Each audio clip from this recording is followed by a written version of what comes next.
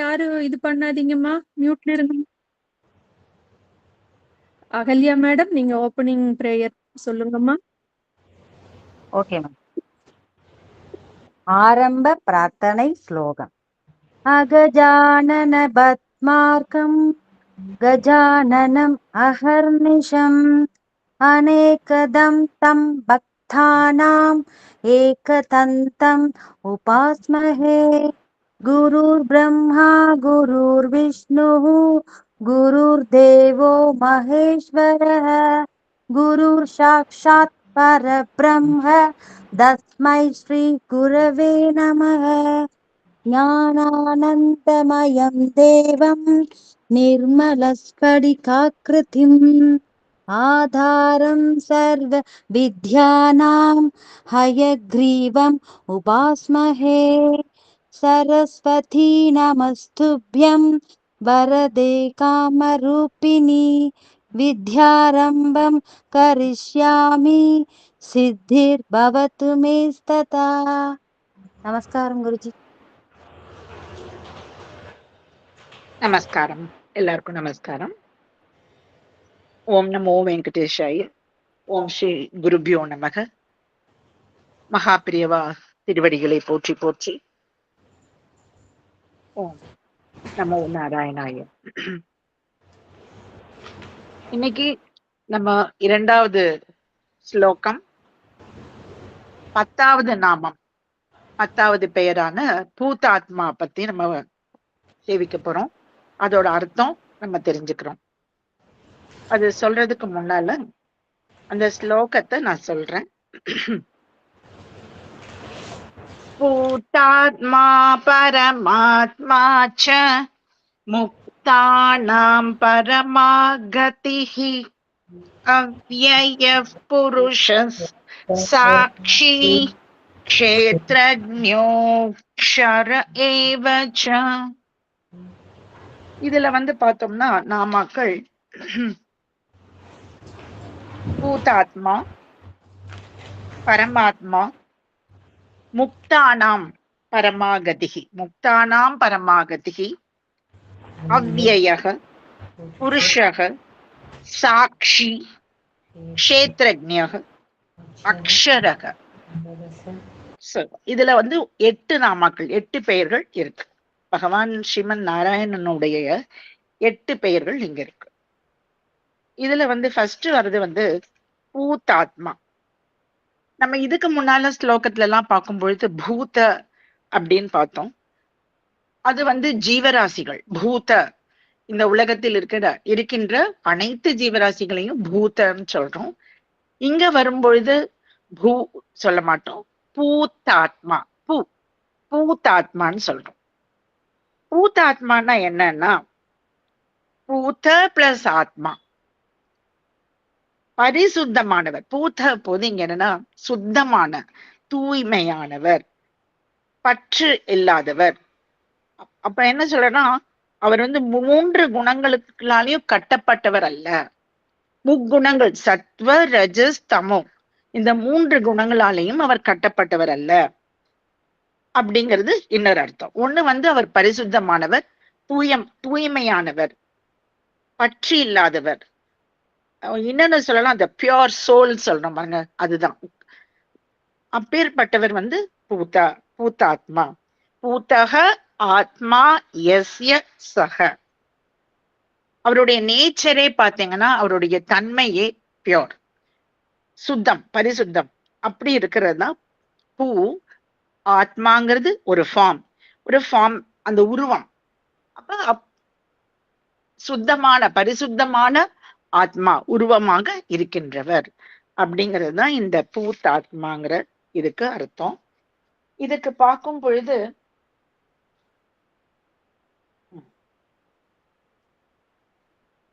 இன்னொரு பார்த்தா, தானும் சுத்தமானவர், தன்னை அண்டியவர்களையும் சுத்தமாக்கு வைப்பவர், அவரை தூய்மையாக்குபவர்.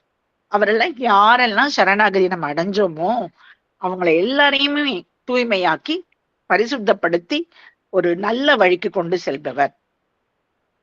ஒருத்தர் நம்ம சுத்தமா நம்ம பியூரா இருந்தாதான் மத்தவங்களையும் நம்மள பியூரா பண்ண முடியும். அதுக்கு நமக்கு எல்லாருக்குமே தெரியும் ராமகிருஷ்ண பரமஹம்சர். அவர் வெல்லம் சாப்பிட்டு இருந்தார். ஒரு அம்மா தன் குழந்தைய கூட்டிட்டு குழந்தை எப்ப பாரு வெல்லம் சாப்பிடுது, அதை எப்படியாவது ஸ்டாப் பண்ணணும். அவர் என்ன சொன்னார்? போயிட்டு அடுத்த ஒரு வாரம் கழிச்சு வாங்கன்னு சொன்னார். ஏன்னா அவர் அதை ஸ்டாப் பண்ணிட்டு அவர் சொன்னாதான் அது ஏற்கப்படுகிறது. அது போல அதுக்கப்புறம் வந்ததுக்கு அப்புறம் சொல்லி அந்த குழந்தையும் சரிப்படுத்தினார். அது போல இங்க பெருமாள் பரிசுத்தமானவர். அதனால நம்மளையும் அவர்களை அண்டியவர்களையும் பரிசுத்தமாக்குபவர், தூய்மையாக்குபவர், தன்னை சார்ந்தவர்களை தூய்மையாக்குபவர்ங்கிற ஒரு அர்த்தம் அது. இதுல என்னன்னா ஒரு சின்ன கதை இதுக்கு சொல்றோம்.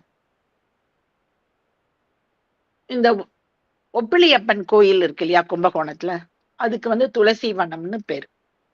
அந்த துளசி வனத்துல மார்கண்டேய மகரிஷி அவர் தவம் பண்ணி மகாலட்சுமி தாயார் பூமாதேவியாக அவருக்கு மகளாக கிடைக்கிறாங்க. அப்போ குழந்தைக்கு கொஞ்சம் ஒரு வயசு ஆன உடனே இவரும் என்ன பண்றாரு, தன் மகளுக்கு ஒரு நல்ல ஒரு வரன் வேணும்னு தேடுறாரு. அப்போ ஒரு வயதானவர் வர்றார். வயதானவர் என்ன சொல்ற, நான் உங்க பொண்ணை கல்யாணம் பண்ணிக்கிறேன் அப்படின்னு. அப்போ மார்கண்டேயர் மகரிஷி இவ்வளவு வயதானவருக்கு எப்படி கட்டி கொடுக்கறது, எப்படி கல்யாணம் பண்றது அப்படின்னு அவர் நினைச்சிட்டு இருக்கிறாரு. அப்போ பூமி தாயார கூப்பிட்டு, நீ பாரு இவரை நீ கல்யாணம் பண்ணிக்கிறியா அப்படின்னு கேக்குறாங்க. அப்போ அந்த பூமாதேவி என்ன சொல்றாங்கன்னா, இவ்வளவு அழகான இளைஞரை போய் நீங்க வயதானவர் சொல்றீங்களே அப்படின்னு. அவங்களுடைய கண்ணுக்கு அப்படி தெரிஞ்சிருக்கு. மகாலட்சுமி தாயாரான பூமாதேவி சொல்றாங்க, இவரை நான் கல்யாணம் பண்ணிக்கிறேன் அப்படின்னு சொல்லிட்டு. அதுக்கு முன்னால அவர் என்ன சொல்லுவாருன்னா, அந்த வயதானவர்கிட்ட மார்கண்டேய மகரிஷி என்ன சொல்லுவாருன்னா, இவருக்கு என்னோட மகளுக்கு சமைக்கவே தெரியாது, அவளுக்கு உப்பு எவ்வளவு போடணும் அளவு கூட தெரியாது, அவளை நீ கல்யாணம் பண்ணி உனக்கு எந்த வித பயனும் கிடையாது அப்படின்னு சொல்வார். அப்படி இருந்தாலும் பெருமாள் நாராயணன் சொல்வாரு, நான் கல்யாணம் பண்ணிக்கிறேன், நான் திருமணம் பண்ணிக்கிறேன், எப்படி இருந்தாலும் பரவாயில்ல, உப்பே போடாட்டாலும் நான் சாப்பிட்டுப்பேன் அப்படின்னு சொல்றாரு. இந்த திருமணம் அதுக்கப்புறம் இது நடக்கும் பொழுது திரும்பவும் அந்த ஒப்பிலி அப்பன் தான் சொல்றாரு, உப்பு இல்லாம நான் சாப்பிட்டுக்கிறேன்னு சொன்னனால எனக்கு பிரசாதத்துல உப்பு போடாமையே கொடுங்க, அழியுங்கள், பிரசாதம் செய்யுங்க, மாற்றுங்கள், நான் நிவேதனம் செய்யுங்க, நான் அதை ஏத்துக்கிறேன் அப்படின்னு சொல்றாரு. இன்னைக்கும் நம்ம போனோம்னா ஒப்பிலியப்பன் கோயில்ல அது உப்பிலியப்பனா இருக்கிறாரு. ஆனா அங்க கொடுக்கின்ற அந்த பிரசாதம் பாத்தீங்கன்னா அருமையாக இருக்கு. இவர் பரிசுத்தமானவர் ஆகையால் அந்த பிரசாதம் அதுவும் பரிசுத்தமா இருக்கு அப்படிங்கிறது நம்ம சொல்றோம். இதுல என்ன தத்துவம் என்னன்னா, அவர்கிட்ட போய் அண்டிட்டோம்னா எல்லாரையுமே அவரை சரணாகதின்னு அடைஞ்சோம்னா நம்ம எல்லாரையும் ஒரு நல்ல தூய்மையான வழிக்கு கொண்டு செல்வாருங்கிறது சந்தேகமே இல்லை. நம்மளும் பூதாத்மான்னு சொல்லி நமஸ்காரம் பண்ணி வந்தோம்னா, பாராயணம் செய்தால் நமக்கும் தூய்மையான சிந்தனையுடன் நாமும் வாழலாம். தூயவர்களாக தூய சிந்தனையுடன் வாழ அருள் புரிவார் ஸ்ரீமன் நாராயணன். இதுதான் ஃபர்ஸ்ட் நாம இந்த 2வது ஸ்லோகால பூதாத்மா. டோட்டலா பார்க்கும்போது இது 10வது நாமமா வரும், 10வது பெயர். அடுத்த நாமம் பார்த்தோம்னா பரமாத்மா. பரமாத்மாங்கிறது என்னன்னா மிகவும், அதாவது உயர்ந்தவர். அவருக்கு ஈடு யாருமே கிடையாது, அவருக்கு மேலையும் யாரும் கிடையாது, தமக்கு மேற்பட்டவர் அல்ல, அவருக்கு அப்பாலும் யாரும் கிடையாது. அவர் he is the supreme authority, superior, he is the supreme entity சொல்லலாம், அல்டிமேட் சொல்லலாம். அவர் தான் அல்டிமேட் கான்சியஸ்னஸ். அவருக்கு மேல யாரும் கிடையாது. அப்பேற்பட்ட அவர் என்ன சொல்றேன்னா அனைத்துக்கும் அப்பால் இருப்பவர் அப்படிங்கிறது. நத்திங் இஸ் பியாண்ட் ஹிம் அப்படிங்கிறது தான் இந்த பரமாத்மாங்கிறது. இவர் சிரேஷ்டமானவர் சொல்லலாம், உத்தம புத்தி உடையவர், எல்லாருக்கும் மேலாக இருப்பவர், அதனால பரமாத்மா அப்படிங்கிறோம். இதுக்கு ஒரு சின்ன கதை என்னன்னா, இவருக்கு மேல யாருமே கிடையாதுங்கிறதுக்கு ஒரு குட்டி கதை. நம்ம எல்லாருக்கும் தெரியும் பத்ரிநாத். பத்ரிநாத்ல பெருமாள் பத்ரிநாத் பெருமாள் தியானம் பண்ணிட்டு இருக்காரு. நரநாராயணன் அங்க வந்து பத்ரிநாத் பெருமாள் தியானம் பண்ணிட்டு இருக்கிறாரு. அப்ப நாரதர் வந்து கேக்குறாரு, நீங்க வந்து யாரை நினைச்சு நீங்க தியானம் பண்றீங்க அப்படின்னு கேட்கும் பொழுது இவர் பெருமாள் என்ன சொல்றாருன்னா, ஸ்வேத தீபம்ங்கிற ஒரு இடம் இருக்கு. அது 7 கடல்களை தாண்டி இருக்கு. அங்க இருக்கிறவங்க எல்லாம் யார வந்து தியானம் செய்யறாங்களோ அவங்கள நானும் தியானம் செய்யறேன் அப்படின்னு சொல்வார் பத்ரிநாத் பெருமாள். இவங்க உடனே நாரதர் வந்து அந்த இடத்துக்கு போய் போய் பார்ப்பார். பார்த்தா அங்க இருக்க மக்கள் எல்லாம் பத்ரிநாத் யோக நிலையில இருக்கின்ற அந்த பெருமாளை தான் தியானம் பண்ணிட்டு இருப்பாங்க. இவருக்கு என்ன ஆகும், சரி அப்படின்னு சொல்லிட்டு இங்க வருவார். பத்ரிநாத்துக்கு வந்து சொல்வார், உங்களை தான் அவங்க எல்லாரும் தியானம் பண்ணிட்டு இருக்கிறாங்க. அப்படி இருக்கும் பொழுது நீங்க உங்களையே தியானம் பண்றீங்களா? அங்க இருக்க மக்கள் உங்களை தியானம் பண்றதுனால நீங்க சொன்னீங்க அவங்க யார தியானம் பண்றாங்களோ அவங்களதான் நானும் தியானம் பண்றேன்னு சொன்னீங்க அப்படின்னு சொல்றார், கேக்குறார் நாரதர். அதுக்கு அவர் சொல்றாரு, எனக்கு மேற்பட்டவர் யாரும் இல்லாதனால நமக்கும் மேற்பட்டவர் இல்ல, அதனால என்னையே நான் தியானம் பண்றேன். நானே அனைவருக்கும் ஆத்மாவாக இருப்பதால் பரமாத்மாவாக நானே என்னை தியானம் செய்கிறேன் அப்படின்னு சொல்றார். அவரே பரமாத்மா, அதனால பரமாத்மாவையே தியானம் செய்கிறார். சோ நம்மளும் வந்து ஓம் பரமாத்மாவாய நமக அப்படின்னு சொல்லி வந்தோம்னா நம்மளுக்கு எல்லாம் எப்பெல்லாம் மனசு ரொம்ப கஷ்டப்படுதோ இல்ல ரொம்ப டயர்ட் சோர்வடைகிறோமோ அந்த சமயத்துல எல்லாம் நம்மளுக்கு அவர் வந்து ஆதாரமாக இருந்து நல் வழி காட்டுவார். அவருக்கு மேல எந்த ஆதாரமும் கிடையாது. அவர் தான் ஃபைனல் சொல்லணும், அத்தாரிட்டி. அவருக்கு மேல யாருமே கிடையாது, ஆதாரம் அற்றவர். அதுதான் இங்க பரமாத்மா அப்படிங்கிற சிரேஷ்டமானவர், உத்தமர் அப்படிங்கிறது தான் இந்த பரமாத்மாங்கிறது நாமத்துக்கு அர்த்தம். பரமாத்மா. அடுத்த நாம பார்க்க இருக்கிறது முக்தானாம் பரமாகதிஹி. முக்தானாம் இதுல முக்தானாம் பரமாகதிஹி 3 இது நம்ம எடுக்கலாம். முக்தியை அடைய விரும்புபவர்களுக்கு ஸ்ரீமன் நாராயணன் முக்தியை அளிக்கிறார், அது நிச்சயம். இப்ப நிறைய மகரிஷிகள் நிறைய பேர் முக்தி வேணும் மோட்சம் வேணும் அப்படின்னு சொல்லி விரும்பி தியானிச்சு பாராயணம் பண்ணி அவரை துதித்து முக்தியை அடைந்திருக்கிறார்கள். முக்தி அடைவதுன்னா மோட்சம்ங்கிறது என்னன்னா திரும்பி வராத இடம், நாராயணனோடவே கூடவே இருக்கிறது. ஸ்வர்க்கம்ங்கிற தேவலோகம் இல்ல மத்த எல்லா லோகத்திலையும் போயிட்டு நம்ம திரும்பி பூமிக்கு நம்மளுடைய பாவ புண்ணியங்களுக்கு ஏற்ப நரகத்திற்கோ பாதாள லோகத்திற்கோ இல்லது ஸ்வர்க்கத்திற்கோ போயிட்டு திரும்பி வந்துடுவோம். ஆனா இந்த வைகுண்டம்ங்கிற அந்த முக்தி மோட்சம் அடைகின்ற அந்த இடமானது திரும்பி வராத இடம். அதுதான் அவர் வந்து முக்தானாம் பரமாகதி, முக்தியை அடைய விரும்புபவர்களுக்கு கதியாக அவர் தான் வந்து என்ன சொல்லலாம், ஒரு டெஸ்டினேஷன். அவர் தான் வந்து ஒரு இடம், அவர்கிட்ட நம்ம போய் சரணாகதி அடையணும் அப்படிங்கிறது தான் இதுல. அவர் தானே கதியாக இருப்பவர். நம்ம போய் அவர்கிட்ட கதியா போய் இருந்துட்டோம்னா அவர் நம்மளை ஏத்துப்பார், நம்மளை பாத்துக்கிறாரு அப்படிங்கிறது தான். பகவத்கீதாலையும் 8வது அத்தியாயத்துல 16வது ஸ்லோகத்துல ஸ்ரீமன் இவர் கிருஷ்ண பகவான் சொல்லியிருக்கிறாரு, அவங்க யாரெல்லாம் என்ன சரணாகதி அடைஞ்சாங்களோ அவங்களுக்கு என்ன ரீபர்த்தே கிடையாது. For those who have taken surrender அவங்களுக்கெல்லாம் there is no rebirth அப்படிங்கிறது.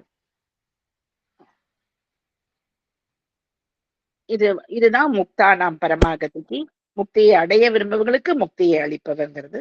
இதுக்கு வந்து ஒரு சின்ன ஸ்டோரி பார்த்தோம்னா, ராமர் வந்து காட்டுக்கு போறாரு.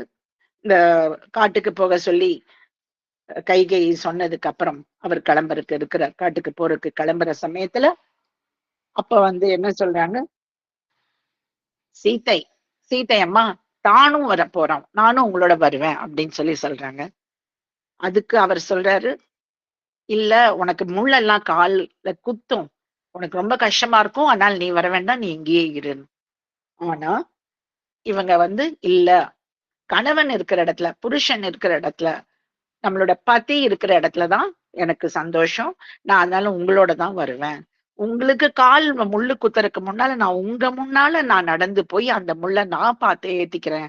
அப்ப அந்த இடத்துல இல்லாத இடமா நான் உங்களை கூட்டிட்டு போவேன் அப்படின்னு சொல்லி சொல்றாங்க. ஆனா ராமர் இல்ல வேண்டாம் அப்படிங்கிறாங்க. அப்ப சீதை அம்மா கேக்குறாங்க, ஸ்வர்க்கம் நரகம்னா என்ன? இந்த கேள்விக்கு நீங்க பதில் சொல்லுங்க. இது எல்லாமே மகாபாரதத்திலையும் இதுல குறிச்சிருக்காங்க. இந்த மாதிரிங்கிறது இதுக்கு எக்ஸாம்பிளோட சொல்லியிருக்காங்க. அப்ப ஸ்வர்க்கம் நரகம்னா என்ன அப்படின்னு சொல்லி கேட்டிருக்காங்க. அதுக்கு ராமர் தேவலோகம் தான் ஸ்வர்க்கம், அதுக்கப்புறம் நரகம்ங்கிறது பாதாள லோகம் அப்படிங்கிறாங்க. அதுக்கு புண்ணியம் செஞ்சவங்க எல்லாம் ஸ்வர்க்கத்துக்கு போவாங்க, பாவம் செஞ்சவங்க பாதாள லோகத்துக்கு போவாங்க அப்படின்னு சொல்றாரு. அதுக்கு சீதை அம்மா சொல்றாங்க, இது கரெக்டான பதில் அல்ல. ஒவ்வொருவரை சார்ந்து ஸ்வர்க்கம் அண்ட் இது பாதாளம் நரகலோகம்ங்கிறது இருக்கு. அவங்களுக்கு எப்படி இருக்கோ அது போல. ஒரு அன்றாடம் கூலி செஞ்சிருக்கவங்களுக்கு, அன்றாட சாப்பாட்ட எதிர்பார்த்து இருக்கிறவங்களுக்கு பார்த்தா சாதம் சாப்பாடு கிடைத்தால், போஜனம் கிடைத்தா அவங்களுக்கு அது ஸ்வர்க்கம். அது கிடைக்காட்டா அவங்களுக்கு அது நரகம். அதே போல ஒவ்வொருத்தருக்கும் அவங்களுடைய எதிர்பார்ப்புகள் நிறைவேறினால் அப்ப அது ஸ்வர்க்கமா இருக்கு அப்படிம்போம். அது ஆகாம அவங்க கஷ்டப்படும் போது நரகம் வரும். அதனால இது ஒவ்வொருத்தரை பொறுத்துதான் இருக்கு.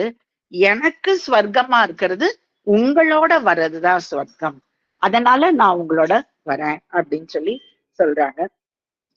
அப்போ அவங்களும் சரி ராமரும் கூட்டிட்டு போறதுக்கு சம்மதிக்கிறார். அப்ப லக்ஷ்மணன் சொல்றாரு, இந்த உலகத்துல இருக்கிற எல்லா முமுட்சுகள் பெரிய ஜீவாத்மாக்கள் எல்லாமே ஸ்ரீமன் நாராயணனுக்கு பகவானுக்கு சேவை செய்யறதுக்கு கைங்கரியம் செய்யறதுக்கு தான் எல்லாருமே ஆசைப்படுறாங்க. அப்படி இருக்கும்போது இவன் அங்க மோட்ச லோகத்துக்கு வந்தாலும் முக்தி அடைஞ்சதுக்கு அப்புறம் கூட அங்கேயுமே அவங்க பகவானோடவே இருந்து கைங்கரியம் பண்ணதான் விரும்புறாங்க. அப்படி இருக்கும்போது இந்த உலகத்துல இருக்கிற எனக்கும் ராமா நான் உன் கூடவே உனக்கு நான் சேவை செய்யதான் விரும்புறேன், அதுக்கு நீ சம்மதம் தெரிவிக்கணும் அப்படிங்கிறாங்க. அப்புறம் அவருக்கும் ராமர் சம்மதிச்சு அவரையும் கூட்டிட்டு போறாரு.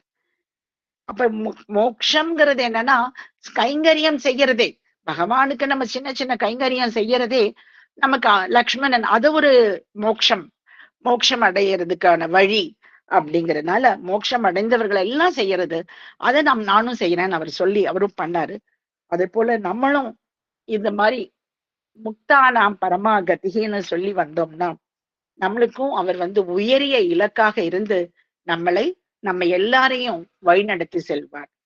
அதுதான் தன்னை அடைந்தவர்கள் எல்லாரையுமே அவர் அவருக்கு விரும்புகின்ற முக்தியை விரும்புகின்ற அனைவருக்கும் அளிப்பவர், மோட்சத்தை அளிப்பவர். அதுதான் முக்தி அடைந்தவர்களுக்கு முதல்ல முக்தியை அளிப்பவர். அப்புறம் முக்தர்களால் யாரெல்லாம் முக்தர்கள் சொல்றோம் இல்லைங்களா, அவங்களால அடைய பெறுபவரும் அவர்தான் அப்படிங்கிறதுதான் இந்த நாமத்துக்கான அர்த்தம். அடுத்ததாக நம்ம பார்க்கிறது 5வது நாமம் 2வது ஸ்லோகத்துல. இதுலதான் என்ன சொல்றாங்கன்னா, இந்த 8வது அத்தியாயத்துல 16வது ஸ்லோகத்துல சொல்றாங்க, மாமுபேத்திய தூ கௌந்தேய புனர்ஜென்ம ந வித்யதே. என்னை சரணாகதி அடைந்தவர்களுக்கு திரும்பவும் மறுபிறவிங்கிறதே கிடையாது. அதுவும் அதுக்குதான் முக்தானாம் இங்க பரமாகதிங்கிறது ஒண்ணு முக்தியை விரும்புவர்களுக்கு, என்னன்னு சரணாகதி அடைஞ்சாலே அவங்களுக்கு ரீபர்த்ங்கிறதே இல்லை அப்படிங்கிறதுக்குதான் மாமுபேத்திய தூ கௌந்தேய புனர்ஜென்ம ந வித்யதே அப்படிங்கறது சொல்றாரு. அதுல அது அடுத்ததாக நம்ம பார்க்க இருக்கிறது அவ்யயக. அவ்யயகன்னு பார்த்தோம்னா அவருக்கு மாற்றம் அற்றவர், மாற்றம் கிடையாது, எந்தவித சேஞ்சஸ். நமக்கு குழந்தையா இருக்கிறோம், யவ்வனம், அப்புறம் முதுமை, அப்புறம் இறப்பு. இது பிறப்பு, இதுல இருந்து அப்படியே ஒரு இது போயிட்டு இருக்கு, மாற்றம் அடைந்து கொண்டே இருக்கிறோம். எல்லா ஜீவராசிகளுக்குமே மாற்றம்ங்கிறது இருக்கு. ஆனா பகவானுக்கு, ஸ்ரீமன் நாராயணனுக்கு பார்த்தோம்னா விஷ்ணு பகவானுக்கு மாற்றம் அற்றவர். அதுதான் வியகனா மாற்றம், சேஞ்சஸ் இருக்கு. அவ்வியகனா மாற்றம் இல்லாதவர். அதுக்கப்புறம் பார்த்தோம்னா இன்னொன்னு வந்து அழிவற்றவர். அவருக்கு வந்து அழிவே கிடையாது. there is no destruction. அவருக்கு அழிவுங்கிறது கிடையாது. அதுக்குதான் வரும் அஜரக அமரக அவ்வியக இதி ஸ்ருதி.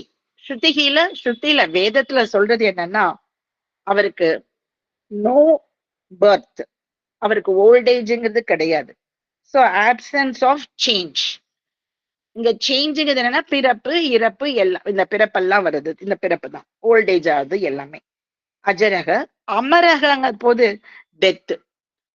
பகவானுக்கு டெத்துங்கிறது கிடையாது, பிறப்பும் இறப்பும் அற்றவர். அதுக்குதான் அவருக்கு அதுல ஃப்ரீ ஃப்ரம் டெத், இறப்பு அற்றவர், ஆப்சன்ஸ் ஆஃப் டிஸ்ட்ரக்ஷன். அவருக்கு அழிவுங்கிறது கிடையாது, மாற்றம் கிடையாது, அதுல அழிவும் கிடையாது, அழிவற்றவர். இதுதான் அவ்வியக. சோ நோ மாற்றம் அண்ட் அழிவு அற்றவர் அவ்வியக. வியகனா சேஞ்ச் இருக்கு, அழிவு டிஸ்ட்ரக்ஷன் டிஸ்ட்ராய், அழிவுங்கிறது உண்டு.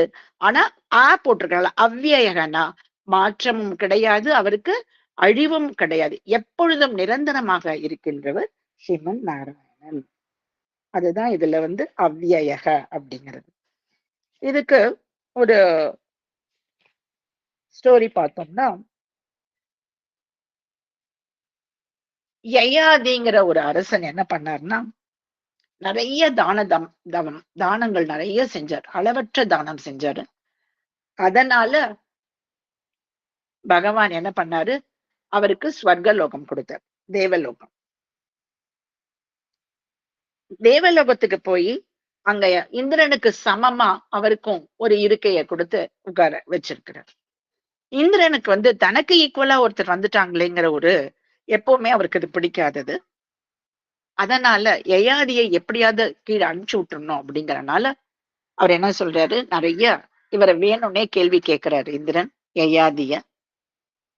நீ என்னெல்லாம் செஞ்ச அங்க பூலோகத்துல அப்படின்னு, உன்னை இங்க அனுப்பிச்சிருக்காங்களே நீ என்ன பண்ண அப்படின்னு. அதுக்கு யயாதி தான் செஞ்ச தான தர்மங்களை எல்லாத்தையும் அப்படியே சொல்றார். அந்த ஃப்ளோ அப்படியே வந்துட்டே இருக்கு அவருக்கு. தன்னை பத்தியே அவர் நிறைய சொல்ல சொல்ல தற்பெருமை செய்யற மாதிரி தெரிய இந்திரன் என்ன பண்ணாரு, அவரை நீ தற்பெருமை செய்யறனால திரும்பவும் நீ பூலோகத்துக்கே போன்னு அவரை அனுப்பிச்சு விட்டுறாரு, பூலோகத்துக்கு தள்ளி விட்டுறாரு. அவர் பூலோகத்துக்கு வந்துடுறாரு. அங்க வந்து அவரோட பேரனான பிருத்தக்ஞன் அப்படிங்கிறவர் யாகம் செஞ்சுட்டு இருக்கிறார். அந்த யாகம் செஞ்ச இடத்துல பக்கத்துல வந்து அவர் வந்து விழுந்துடுறாரு. இப்போ கேக்குறாரு யயாதி வந்து பிருத்தக்ஞன்ட்ட, என்னைய வந்து தெய்வலோகத்துக்கு போனேன், ஸ்வர்க்கத்துக்கு போனேன், ஆனா என்னை இங்க அனுப்பிச்சு விட்டாரு இந்திரன் அப்படின்னு. அப்ப பிருத்தக்ஞன் என்ன சொல்வாருன்னா, நீங்க வைகுண்டத்துல கேட்டிருக்கணும், நாராயணனோட இருக்கணும் தானே கேட்டிருக்கணும். அதை விட்டுட்டு இங்க தேவலோகம் ஸ்வர்க்கம் இதெல்லாம் போனீங்கன்னா இதெல்லாம் டெம்பரரி. நம்ம புண்ணியம் இருக்கிற வரைக்கும் நம்ம அங்க இருப்போம், முடிஞ்ச உடனே திரும்பி இங்கதான் வந்தாகணும். அப்படி இருக்கும்போது நீங்க அந்த என்றும் பர்மனண்டா இருக்கின்ற அந்த ஒரு சந்தோஷத்தை அளிக்கக்கூடிய வைகுண்டம்க்குதான் நீ கேட்டிருக்கணும் அப்படின்னு. அங்க நாராயணன் அந்த மாதிரி பண்ண மாட்டாரு, அந்த மாதிரி செய்யும். தன்னை அடைந்தவர்கள் எல்லாரையும் அவரோட லெவலுக்கு அவர் கொண்டு போறாரு. அதனால அவர் அப்பேற்பட்டவர் கிடையாது அப்படின்னு அவரோட பேரனான பிருத்தக்ஞன் சொல்றாரு. உடனே யயாதியும் வைகுண்டத்துக்கு போறதுக்காக பிரார்த்திக்கிறாரு. பிரார்த்திச்சு ஸ்ரீமன் நாராயணன் அவரை வந்து வைகுண்டத்துக்கு அழைச்சுக்கிறார். சோ இதுல என்னன்னா, அவருக்கு ஒரு அர்த்தம் மாறுபாடு அற்றவர், அழிவற்றவர். இன்னொன்னு பார்க்கும்போது தன்னை அண்டியவர்கள் எல்லாம் நழுவ விட மாட்டார், அவங்கள விட்டுற மாட்டார், அவரை திரும்பவும் கைப்பிடிச்சு கூட்டிட்டு போயிடுவார். அதான் தன்னை அண்டியவர்களை நழுவ விடாதவர். நாமளும் ஓம் அவ்யயாய நமகன்னு சொல்லி வந்தோம்னா அவரோட பிடியிலேயே, ஸ்ரீமன் நாராயணனோட பிடியிலேயே நழுவாமல் எப்பொழுதும் நம்மளுக்கு அவர் ஆனந்தம் கொடுப்பார். இதுதான் அவ்யயக அப்படிங்கிறதோட அர்த்தம். அடுத்தது நம்ம பார்க்க இருக்கிறது புருஷக.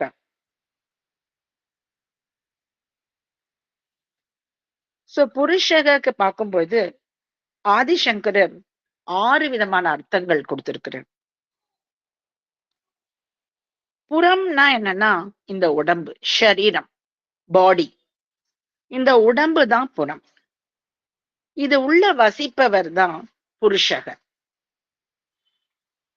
இப்ப நம்ம உடம்புல இருந்து 9 துவாரங்கள் இருக்கு, 9 துவாரங்கள் உள்ள சரீரம், அது உள்ள இருக்கின்றவர் தான் புருஷக அப்படிங்கிறது.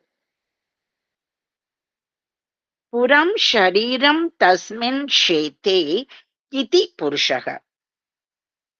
அவருக்கு எல்லாருடைய உடம்பிலும் அவர் வசிக்கின்றவர்.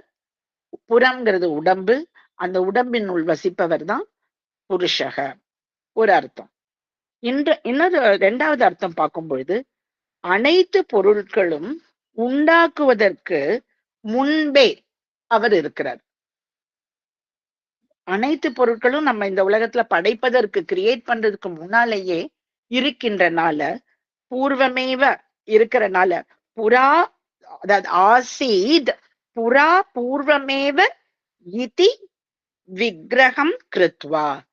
அனைத்து படைப்புகள் படைக்கிறதுக்கு முன்னாலேயே பூர்வமேவ இருக்கிறார், அப்பவே இருக்கிறனால அவருக்கு ஆசீத் இருக்கிறார். எப்போ?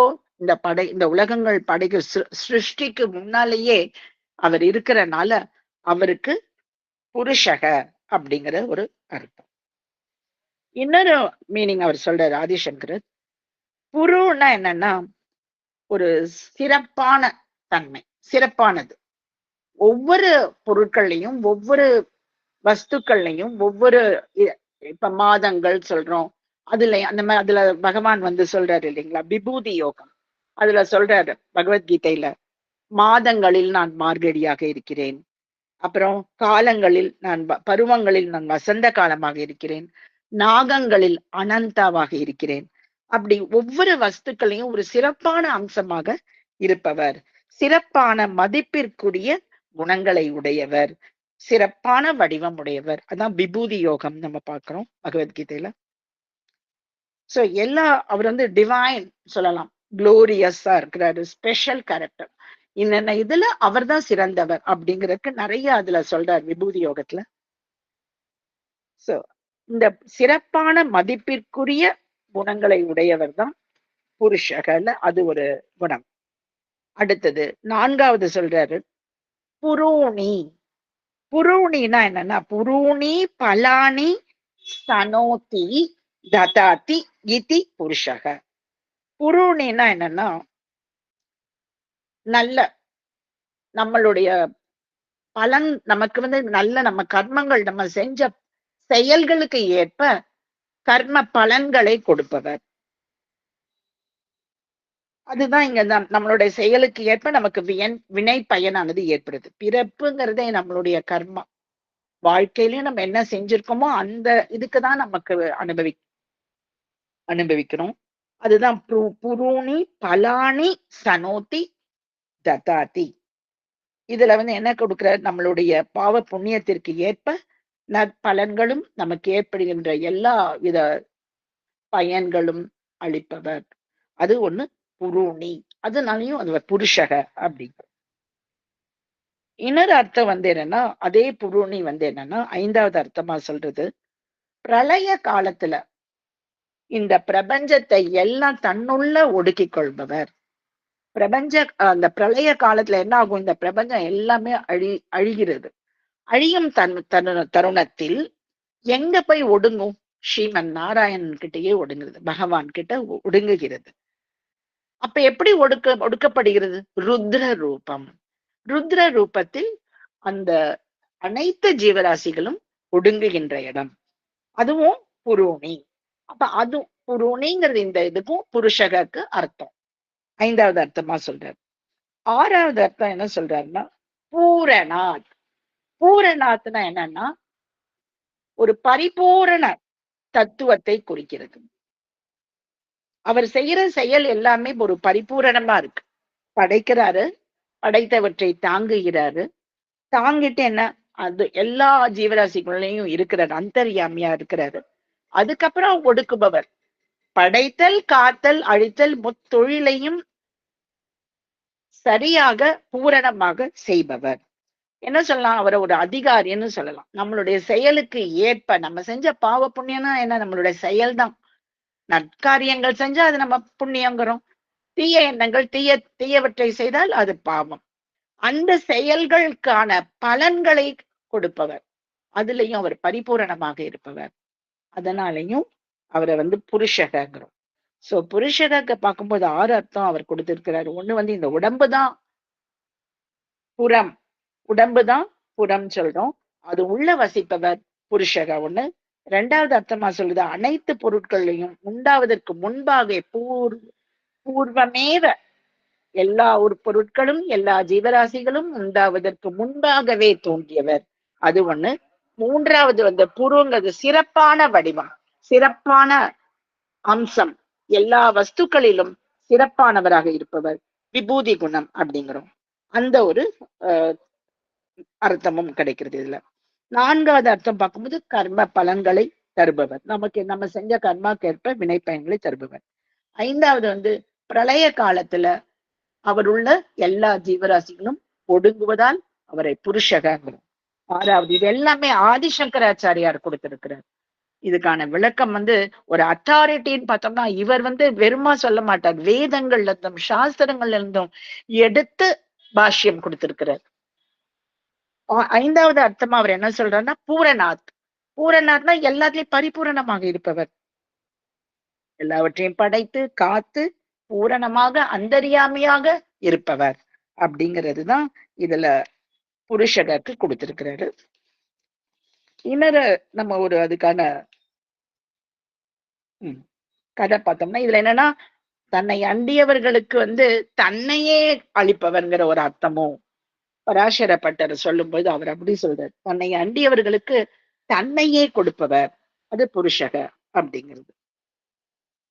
இதுக்கு ஒரு சின்ன கதை என்னன்னா, டெல்லியில பாதுஷா ஆண்டுட்டு வந்த காலத்துல ராமானுஜர் அங்க சென்று போயிருக்கிறாரு. சும்மா போல இந்த மேல்கோட்டை, அதாவது அங்க நாராயணபுரத்துல இருந்த பெருமாள் சிலை எல்லாம் காணாம போயிடுச்சு. எல்லாமே அவங்க எல்லாம் நம்மளோட சிலைகளை எல்லாம் உடைச்சு இல்ல சிலைகளை அப்படியே எடுத்துட்டு போய் அந்த மாதிரி எல்லாம் பண்ணிருக்காங்க. அது ராமானுஜருக்கு கேள்விப்பட அவருக்கும் ரொம்ப வருத்தம் அடைய, அவரும் அங்க போய் டெல்லி பாதுஷாட்ட போய் கேக்குறாரு, நீங்க நிறைய எங்களுடைய கோயில்ல இருக்க சிலைகள் எல்லாம் கொண்டு வந்திருக்கீங்க, எங்க நாராயணன் எல்லாம் பெருமாள் எல்லாம் கொண்டு வந்திருக்கீங்க, எனக்கு அதை திரும்பவும் கொடுக்கணும் அப்படின்னு சொல்லி கேக்குறாரு. அந்த பாதுஷாவும் டெல்லி பாதுஷாவும் ராமானுஜர் மேல, அந்த அரசரோட ராமானுஜர் மேல ரொம்ப பக்தி ஸ்ரத்த, ரொம்ப மதிப்பு உள்ளவர். அதனால அவர் சொல்றார், ராமானுஜரை கூட்டிட்டு போய் தன்கிட்ட இருக்கிற எல்லா சிலைகள் தான் கொண்டு வந்தது சிலைகள் எல்லாம் காமிக்கிறாரு. அப்ப இவர் என்ன பாக்குறாரு, ஒவ்வொன்னா செல்வ பிள்ளாய்ன்னு என்கிட்ட வா, செல்வ பிள்ளாய் வா அப்படின்னு சொல்லி அவர் கூப்பிடுறாரு. ஆனா ஒரு சிலையும் அவர்கிட்ட போல. அப்ப இவருக்கு என்ன ஆச்சு, ராமானுஜருக்கு, என்ன நம்ம இவ்வளவு சொல்லி அப்ப இங்க இல்லையோ, இருக்கிறாரு, ஆனா அவரோட கனவுல பகவான் சொல்லியிருக்கிறாரு இங்க இருப்பதாக. அதனாலதான் ராமானுஜர் அங்க போயிருக்கிறாரு, ஆனா கிடைக்க மாட்டேங்கிறது. உடனே அந்த பாதுஷா சொல்றாரு, அந்தப்புறத்துல என்னோட பொண்ணு ஒரு சிலைய வச்சு விளையாடிட்டு இருக்கிறா, நம்ம அங்க போய் பார்ப்போம் அப்படின்னு சொல்லி. அங்க போன உடனே உள்ள போகல, ராமானுஜர் வெளியே இருக்கிறாரு. இவர் உள்ள போய் தன்னோட மகளை கூட்டிட்டு வர்றாரு. அந்த மகள் ஒரு சிலைய வச்சு விளையாடிட்டு இருக்கிறா. அங்க அவர் செல்வ பிள்ளாய் வா அப்படிங்கிறாரு. உடனே அந்த பகவான் வர்றாரு, ஸ்ரீமன் நாராயணன் அந்த கூப்பிட்ட உடனே வந்துடுறாரு. இவருக்கு ரொம்ப சந்தோஷம், டெல்லி பாதுஷாக்கும் சந்தோஷம். ஆனா இவர் ராமானுஜர் அவ்வளவு பெரிய மகான், நம்ம கிட்ட கேட்கும்போது இல்லைன்னு நம்ம சொல்லக்கூடாது அப்படின்னு சொல்லிட்டு ரொம்ப சந்தோஷத்துல எடுத்துக்கோங்க, நீங்க கொண்டு போய் நாராயணபுரத்துல பிரதிஷ்டை செஞ்சுக்கோங்க, கும்பாபிஷேகம் பண்ணிக்கோங்க, நீங்க திரும்பவும் பழையபடி பூஜையெல்லாம் பண்ணிக்கோங்கன்னு திரும்பி கொடுத்துறாரு. அவகிட்ட வாங்கி அந்த பொண்ணுகிட்ட வாங்கி கொடுக்கிறாரு. இவரும் கொண்டு மேல்கோட்டையில இருக்கிற அந்த நாராயணபுரத்துல அந்த கோயில்ல பிரதிஷ்டை செஞ்சு வழிபடுறதுக்கு கும்பாபிஷேகம் எல்லாம் பண்ணி வழிபட்டுட்டு வராங்க. ஆனா ஒரு நாள் பெருமாளோட கண்ணுல இருந்து அப்படியே தண்ணி வருது, தாரதாரையா வருது. இவரு ராமானுஜர் கேக்குறாரு, ஏன் என்னாச்சு அப்படின்னு கேக்குறாரு. அதுக்கு பெருமாள் சொல்றாரு, அந்த பாதுஷாவோட பொண்ணு என் மேல பக்தி அதிகமா வச்சிருந்தா, அவளோட பக்திக்கு உருகிதான் நான் அவளோட இருந்தேன். அவளை விட்டு நான் இங்க வந்திருக்கேன். எனக்கு அதுதான் ரொம்ப வருத்தமா இருக்கு அப்படின்னு சொல்லி சொல்லும் பொழுது, ராமானுஜர் அந்த பாதுஷாட்ட கேட்டு அவரோட மகளையும் நாராயணபுரத்துக்கு வர சொல்லி எழுந்தருள சொல்லி அவளும் இங்க வரா. அவளோட சிலைய இன்னைக்கும் நம்ம போய் பார்த்தோம்னா நாராயணனோட பாதத்துல பிபி பாய் அப்படின்னு சொல்லிட்டு வச்சு அங்க வச்சு வழிபடுறாங்க. அதுல இருக்க பிரதிஷ்டை செஞ்சு இருக்கிறார் அவரு. பிபி நாச்சியார் அப்படின்னு சொல்லிட்டு விக்கிரக வடிவத்துல நாராயணனோட பாதத்துக்கிட்ட திருவடிகள் பக்கத்துல நடுவுல பிரதிஷ்டை செஞ்சு வழிபடுறாங்க. அது ராமானுஜரே பிரதிஷ்டை பண்ணி இருக்கிறார். சோ இதுல என்ன சொல்றான்னா, இதுல தன்னை அண்டியவர்களுக்கு அருள் செய்பவர். அந்த பொண்ணுக்கு எப்படி ஒரு இது கொடுத்திருக்கிறாங்க பாத்தீங்களா? பிபி நாச்சியார்ங்கிற ஒரு அமைப்பு கிடைச்சிருக்கு. அப்போ அவரை நாராயணனை கும்பிட்டவங்களுக்கு வணங்கியவர்களுக்கு தன்னையே வழங்கிட்டார். அதுதான் இந்த இதுல இருந்து நமக்கு தெரிகிறது. சோ நம்மளும் புருஷகன்னு சொல்லி வந்தோம்னா அவர் நம்ம எல்லாரையும் அவரை தந்து நம்ம எல்லாரையும் ரட்சிப்பார்ன்றதுல சந்தேகமே இல்லை. சோ புருஷகங்கிறதுக்கு ஆதிசங்கர் கொடுத்தது 6 அர்த்தமும், பராசர பட்டர் சொன்னது தன்னையே தந்து ஆட்கொள்பவன் அப்படிங்கிறது அவர் சொன்னார். அடுத்ததாக நம்ம பாக்குறது சாட்சி.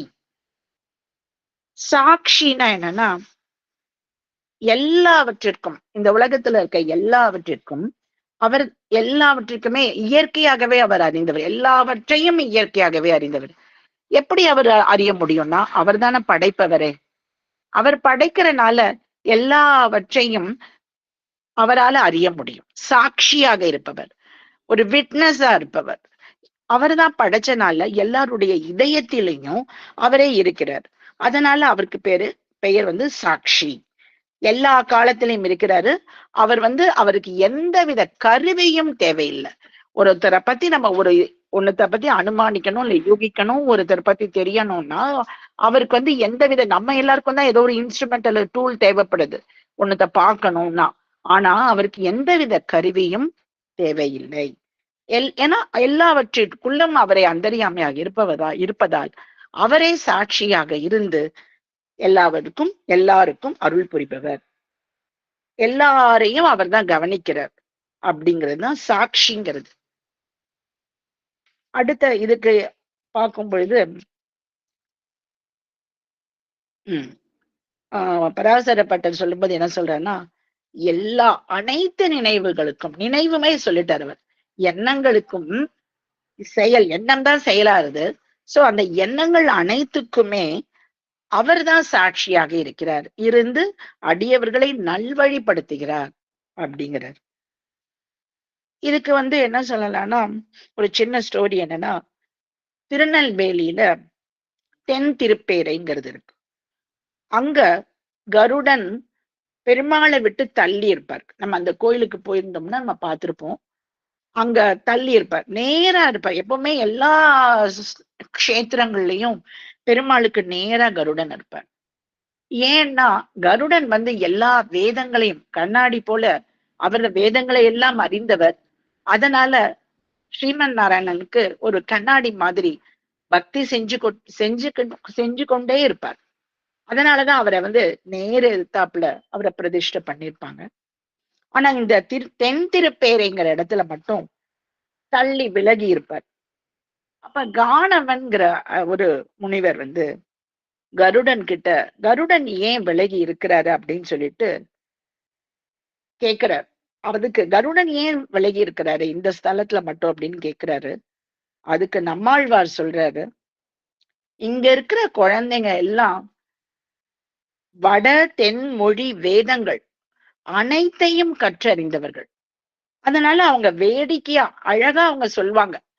குழந்தைங்களுக்கு சின்னதுலயே நம்ம சொல்லி கொடுத்துட்டோம்னா அவங்க அவ்வளவு அழகா சொல்லுவாங்க. விஷ்ணு சகஸ்ரநாமமா இருக்கட்டும், எதுனாலும் டக்குன்னு அவங்களுக்கு வந்துடும். அப்ப அந்த சின்ன வயசுலயே அவங்க வட அண்ட் தென் மொழி வேதங்கள் எல்லாம் அவங்க கத்துண்டனால ஏற்கனவே அவங்களுக்கு எல்லாருக்கும் தெரிஞ்சு அவங்க சொல்றனால, பெரியவங்க சொல்லி கொடுத்து அவங்களுக்கு நல்லா கற்றுக்கொண்டு அவங்க அதை சொல்லிக்கொண்டே விளையாடுவதால், அப்ப அத வந்து பெருமாள் வந்து பார்த்து ரசிக்க விரும்புறதுனால அவர் என்ன சொல்றாரு, கொஞ்சம் கருடனை தள்ளி நிக்க சொன்னாரு அப்படின்னு சொல்லிட்டு நம்மாழ்வார் சொல்வார். வேடிக்கை பார்க்கறதுக்காக கருடனை வந்து தள்ளி நிக்க சொன்னார். குழந்தைகள் விளையாடுறதெல்லாம் பார்க்கணும் அப்படிங்கிற. அவங்க சும்மா விளையாடல, இந்த வேதங்களை சொல்லிட்டே அவங்க விளையாடுறத பார்க்க விரும்பினாரு. அதனால தள்ளி நிக்க சொல்லியிருக்கிறார் கருடனை. அது போல நம்மளோட வாழ்க்கைங்கிற இந்த விளையாட்டுலயும் நம்ம பெருமாளையே வணங்கி வந்தோம்னா பெருமாள் நம்மளை ரட்சித்து அருள் செய்வார். சோ நாமும் சாட்சியே நமக அப்படின்னு நம்ம சொல்லி வந்தா நம்ம அனைவருடைய வாழ்க்கையையும் நன்கு நடத்த அருள் புரிவார் அப்படிங்கிறது தான் இந்த சாட்சிங்கிறதுக்கு அர்த்தம். அடுத்தது க்ஷேத்ரஜ்ஞக. க்ஷேத்ரஜ்ஞகன்னு பார்க்கும்போது க்ஷேத்திரம்னா என்னன்னா இந்த உடம்பு. க்ஷேத்ரஜ்ஞகங்கிறது இந்த உடம்புல வசிப்பவர். ஒண்ணு வந்து நம்ம சொல்லலாம், இந்த உடம்புல இருக்கிறது ஜீவாத்மா, பரமாத்மா இருக்கிறாரு, ஜீவாத்மா இருக்கு. இந்த க்ஷேத்ரஜ்ஞகன் இந்த இடத்துல அவர் சொல்றது இந்த உடம்புல வசிக்கின்ற ஜீவாத்மா. அந்த பகவத்கீதால கூட க்ஷேத்ர அப்படின்னு க்ஷேத்ர யோகம்ங்கிறது வரும். அதுல என்னன்னா இந்த உடம்புக்குள்ள வசிக்கின்ற ஜீவாத்மா, உடம்பையில அறிந்து உடம்புக்குள்ள இருக்கின்ற அந்த ஜீவாத்மாவை தான் இந்த இடத்துல சொல்றாங்க க்ஷேத்ரஜ்ஞகங்கிறது. க்ஷேத்திரம்னா உடம்பு, க்ஷேத்ரஜ்ஞகங்கிறது உடம்பில் வசிப்பவர், உடம்பை பற்றி தெரிந்த உடம்பை அறிந்தவர் அப்படிங்கிறது க்ஷேத்ரஜ்ஞகன் பேரு. இதுல இன்னொரு அர்த்தம் பார்க்கும்போது அடியவர்களுக்கு எல்லாம் தகுந்த இடத்தை அளித்து அருள் புரிபவர். அவங்களுக்கு என்ன தேவையோ, என்ன இடம் தேவையோ அதையெல்லாம் அறிந்து அருள் புரிபவர் அப்படிங்கிற அர்த்தம் க்ஷேத்ரஜ்ஞக. இதுக்கு வந்து ஒரு சின்ன இது பார்த்தோம்னா, ஸ்டோரி பார்த்தோம்னா, நமக்கு எல்லாருக்குமே தெரியும், விபீஷணன் ராமர் கிட்ட சரணாகதி அடைஞ்சு திருப்புல்லானியில வந்து சரணாகதி அடையிறாரு. அடைஞ்சு இருக்கும் பொழுது அதுக்கப்புறம் ராமர் பட்டாபிஷேகம் எல்லாம் போரெல்லாம் முடிஞ்சு ராமர் பட்டாபிஷேகம் அயோத்தியில செஞ்சு இருக்கும் பொழுது விபீஷணன் விடை பெறும் பொழுது என்ன பண்றாரு, ராமர் பூஜித்து ரங்கநாதரை ஸ்ரீரங்கநாதரை கொடுக்கிறார். இத விபீஷணனும் எடுத்துட்டு வர்றார். எடுத்துட்டு வந்து கேட்கிறார் ஸ்ரீரங்கநாதர் கிட்ட, உன்னோட உன்னோட சயன கோலம், அவர் எப்பவுமே சயன கோலத்துலதான் ரங்கநாதர் இருக்கிறார், உன்னோட சயன கோலத்தை நான் பார்த்திருக்கேன், ஆனா உன்னுடைய நடை அழக நான் பார்க்கணும் அப்படின்னு கேட்பாரு. அதுக்கு இவரு ரங்கநாதர் என்ன சொல்வாருன்னா, நீ கண்ணபுரத்துக்கு போ, கண்ணபுரத்துல வந்து அங்க என்னுடைய நடை அழக பார்க்கலாம் அப்படின்னு. விபீஷணனும் அங்க போவாரு.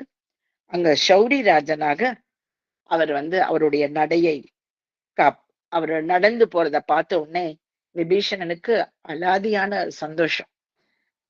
உன்னுடைய சயன கோலத்துல பார்த்த எனக்கு இங்க வர சொல்லி சௌரிராஜனாக என்னுடைய நடை அழகை காமிச்ச உனக்கு ரொம்ப ரொம்ப நன்றி அப்படின்னு சொல்லி ரொம்ப சந்தோஷப்படுறாரு. அப்ப இதுல என்னன்னா, இடம் தெரிஞ்சு அருள் புரிபவர். எந்த இடத்துல பண்ணலாம், எங்க செஞ்சு எந்த இடத்துல நம்ம தேர்ந்தெடுத்தோ இடத்தை தேர்ந்தெடுத்து அருள் புரிபவர் அப்படிங்கிறதுதான் இந்த க்ஷேத்ரஜ்ஞக. இப்படி பராசர பட்டர் சொல்லும் பொழுது இந்த இடமறிந்து அருள் புரிபவன் அப்படிங்கிறார். நம்ம எல்லாரும் க்ஷேத்ரஜ்ஞாய நமகன்னு சொல்லி வந்தா நம்ம எல்லாருக்கும் அடியவர்கள் எல்லாருக்குமே இடத்தை தேர்ந்தெடுத்து நம்ம எல்லாரையும் கடை தேற்றுவார் அப்படிங்கிறது ஐயமில்லை. எல்லாருக்கும் நல்ல ஒரு கதியை கொடுப்பவர் அப்படிங்கிறதுதான் இந்த க்ஷேத்ரஜ்ஞக. அடுத்தது பார்க்கும்பொழுது அக்ஷரக ஏவச்ச, எட்டாவது நாமம் அக்ஷரக ஏவச்ச. அக்ஷரக ஏவச்ச, இதுல 3 பகுதி. அக்ஷரக, ஆனா ஏவங்கிறது ஒன்லி ஒன்லி மட்டும் சொல்றோம் இல்லையா, ஏவ. சாங்கிறது வந்து இந்த இடத்துல வந்து ஏவங்கிறது அதுதான் அப்படிங்கிற அர்த்தத்துல வருது. சாங்கிறது அண்ட் ஆல்சோ, கூட, அது கூட அப்படிங்கிறது. அக்ஷரகங்கிறது என்னன்னா சயேவ ந க்ஷரதி இதி அக்ஷரக. அழியாதது. எந்த ஒரு பொருளானது, எந்த ஒரு வஸ்துவானதோ, எது அழியாது, எந்த ஒரு பரம்பொருள், இங்க வஸ்துன்னு கூட பரம்பொருளானது, மெய்ப்பொருள் அழிவற்றதாக இருக்கின்றதோ, அழிவு அற்றது. க்ஷரத்தினா அழிவு. அப்ப அக்ஷரக அழிவற்றவர். அப்ப அழிய கூட, அழிவுங்கிறதே கிடையாது அவருக்கு, அழிவற்றவர். அதுதான் இங்க அக்ஷரகங்கிறது. ஏவச்ச, இந்த 7வது நாமம், இந்த ஸ்லோகத்துல 7வது நாமத்துல என்ன, க்ஷேத்ரஜ்ஞகன்னு வந்திருக்கு. அந்த க்ஷேத்ரஜ்ஞக அப்படிங்கிற அந்த ஒரு ஜீவாத்மாவும் இந்த அக்ஷரகல வந்திருக்க பரமாத்மாவும் ஒன்று. அதுல எந்த விதமான வித்தியாசமும் கிடையாது. தத்வமசி அப்படிங்கிறது நமக்கு மேலோட்டமா அப்சல்யூட் ஒரு ரியலா நம்ம பார்க்கும்பொழுது ஏதோ டிஃபரன்ஸ் இருக்கு, வித்தியாசம் இருக்கு, ஜீவாத்மாக்கும் பரமாத்மாக்கும் வித்தியாசம் இருக்குன்னு நினைக்கிறோம். ஆனா ஆதிசங்கராச்சாரியார் என்ன சொல்லியிருக்கிறாருன்னா, அத்வைத்தம்ல அவருடைய தத்துவம் என்னன்னா அத்வைத்தம், ஜீவாத்மாவும் பரமாத்மாவும் ஒன்றே. அததான் இந்த க்ஷேத்ரஜ்ஞகங்கிறது, அந்த அதுல இருக்கின்ற அந்த ஜீவாத்மாவும் அக்ஷரகன்னு சொல்றோம் இல்லையா, அழிவற்றவராக இருக்கின்ற அந்த பரமாத்மாவும் ஏவச்ச, அந்த ரெண்டும் ஒன்றுதான் அப்படிங்கிறது தான் அவர் ஏவச்சங்கிற சொல்ற அந்த ஒரு வார்த்தைக்குமே பலன், அதுக்குமே அர்த்தம் இருக்கு. இரண்டும் ஒன்றே அப்படிங்கிறது தான். இதுல வந்து வித்தியாசம் கிடையாது அப்படிங்கிறது தான் இந்த இதுல சொல்றாரு. ஜீவாத்மா தான் பரமாத்மா அப்படிங்கிறது. இங்க சாங்கிறது என்னன்னா, டிஃபரன்ஸ் என்னன்னு பார்த்தா, மேல உங்களுக்கு பார்க்கும்போது ஓ ஜீவாத்மா பரமாத்மா அப்படின்னு ஒரு மேலோட்டமா நமக்கு வந்து அந்த டிஃபரன்ஸ் இருக்கும். ஆனா உண்மையா ரியலா நம்ம பார்க்கும்பொழுது அந்த வித்தியாசம் கிடையாது. ஜீவாத்மாவும் பரமாத்மாவும் ஒன்றுதான் அப்படிங்கிறது தான் இதுல வந்து அக்ஷரக ஏவச்ச, அழிவற்றவர். இத வந்து முதல் நாமாவோட, அதுக்கு முன்னால இருக்க நாமாவோட லிங்க் பண்றார். ரெண்டையும் சேர்த்து, ரெண்டும் அந்த ஜீவாத்மாவும் இந்த பரமாத்மாவும் ஒன்றுதான் அப்படிங்க தத்துவமசிங்கிற அந்த ஒரு தத்துவத்தை தான் இதுல அவர் சொல்றாரு. இதுதான் வந்து இந்த அக்ஷரக ஏவச்சங்கிறதுக்கு. அடுத்தது இதுலயே ஒரு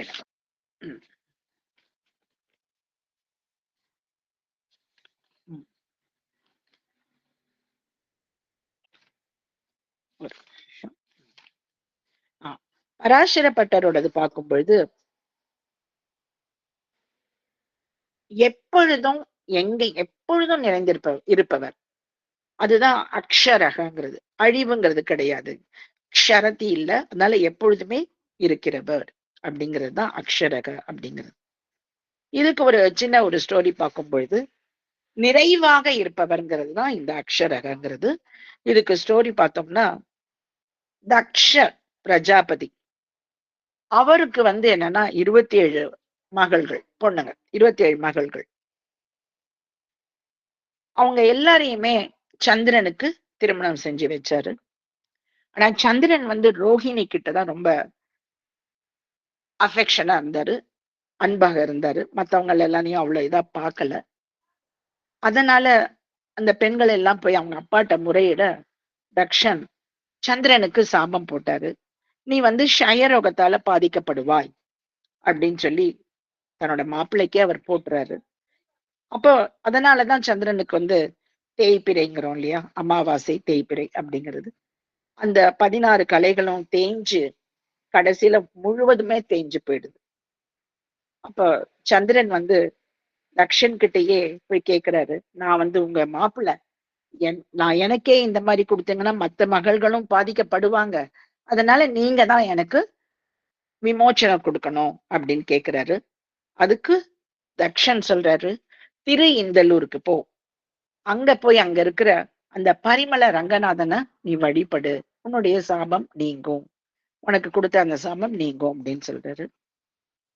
சந்திரனும் திரு இந்தலூர் அப்படிங்கிற மாயவரம், மாயவரத்துல மயிலாடுதுறையில திரு இந்தலூர்ங்கிற க்ஷேத்திரம் இருக்கு, அங்க பரிமள ரங்கநாதர் இருக்கிறாரு. அவர்கிட்ட அங்க இந்து புஷ்கரணியில போய் சந்திரன் வந்து நீராடி அவருக்கு வந்து ஒவ்வொரு கலையா அவருக்கு கிடைக்கிறது. ஒவ்வொரு கலை, அவர் என்னென்ன 16 கலைகளும் தேஞ்சு போனது இல்லையா, அது எல்லாமே கிடைக்கிறது அந்த இந்து புஷ்கரின்ல நீராடினதுக்கு அப்புறம். திரும்பவும் அவர் பௌர்ணமியாக ஜொலிக்கிறார். சோ இதுல என்னன்னா, க்ஷரம்னா தேயறது, அக்ஷரம்னா தேய்தல் இல்லை. அவருக்கு என்னைக்குமே தேய்தல், அதாவது அழிவு கிடையாதுங்கிறது தான் இங்கே அக்ஷரக அப்படிங்கிறது. நம்ம எல்லாரும் அதான் வேற நம்ம சொல்றோம், நந்தா விளக்கு அப்படின்னு சொல்றோம். அவருக்கு என்றுமே தேய்தல்ங்கிறது கிடையாது அப்படிங்கிறது தான் இந்த அக்ஷரக. நாமும் அக்ஷரகாய நமக என்று சொல்லி வந்தோம்னா நம் எல்லோருக்கும் செல்வங்கள் எல்லாரும் நிறைய அளித்து நம்ம எல்லாரும் எல்லாவற்றிலும் நிறையும்படி செய்பவர், சகல சௌபாகியங்களும் கொடுத்து நிறைவை கொடுத்து அருள் புரிபவர் அப்படிங்க, அதுல எந்த சந்தேகமும் கிடையாது. சோ இதுல வந்து நம்ம பார்க்கும் பொழுது 8 நாமாக்கள் பார்த்தோம். பூதாத்மா, பரமாத்மா, முக்தானாம் பரமாகதிகி, அவ்யயக, புருஷக, சாட்சி, க்ஷேத்ரஜ்ஞக, அக்ஷரக. இதோட 2வது ஸ்லோகம் முடிகிறது. அடுத்ததாக 3வது ஸ்லோகத்துல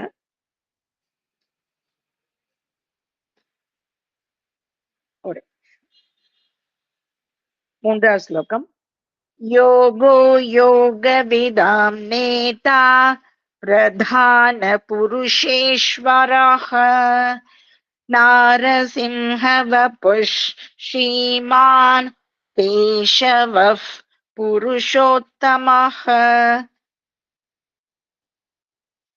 இந்த நாம் இதுல பார்க்கும்போது முதல் நாமம் நம்ம பிரித்தோம்னா யோகக, யோக விதா நேதா, யோக விதாம் நேதாங்கிறது ஒரு நாமம். பிரதான புருஷேஸ்வரக, அடுத்தது நாரசிம்ஹ வபுகு, ஸ்ரீமான், கேசவக, புருஷோத்தமக. 7 நாமாக்கள் இந்த ஸ்லோகத்துல இருக்கு. யோக, யோகன்னா என்ன? நம்மளுக்கு யோகத்தை கொடுப்பவர், யோகம். யோகங்கிறது வந்து இவரை யோகக நம்ம சொல்ற காரணம் என்னன்னா, எல்லாவற்றையும் அனைத்தையும் ஒரே பாவனையாக ஒன்றாகவே எடுத்துக்கொள்பவர். அதாவது நம்மளோட அவருடைய நம்ம ஞானேந்திரியங்களும் கர்மேந்திரியங்கள் மூலமாக ஒன்றா ஏற்றுக்கொள்வது, ஒரே பாவனை, ஏகத்துவ பாவனா யோகக. அப்போ ஆதிசங்கரர் எங்கேயும் சொல்ற அதேதான், ஜீவாத்மாவும் பரமாத்மாவும் ஒன்றே.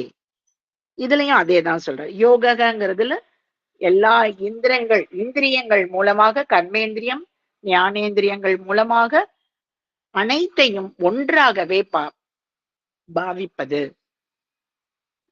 இரண்டும் வேறல்ல, ஜீவாத்மா பரமாத்மாங்கிறது வேறல்ல அப்படிங்கிற தத்துவமசிங்கிற பிரின்சிபலை தான் இங்கேயும் அவர் சொல்றாரு.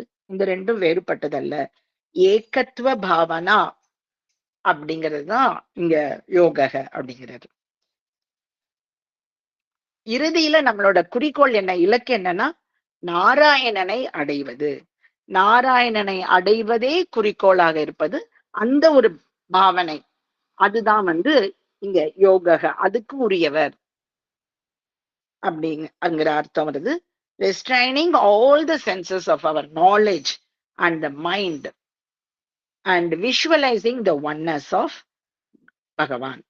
ஒரே அவர்தான் பகவான் ஒருத்தரே அப்படின்னு நம்மளுடைய ஞானேந்திரியங்கள் மூலமாகவும் கர்மேந்திரியங்கள் மூலமாகவும் நாம் ஏற்றுக்கொள்ளப்படுபவர், தகுந்தவர் யாருன்னா யோக அப்படிங்கிறது. அடுத்ததை பார்த்தோம். இதை நம்ம யோகன்னு நம்ம சொல்லி வந்தோம்னா நம்மை அனைவரையும் நாம் எல்லாரும் யோகம் அவர் நம்ம ஒரே இதுல கொண்டு போய் ஒரே தத்துவமாக அவரோட நம்ம சேர்ந்து எப்பொழுதும் இருக்க அருள் புரிப்பவர் அப்படிங்கிறது யோகங்கிறது. இதுல ஒரு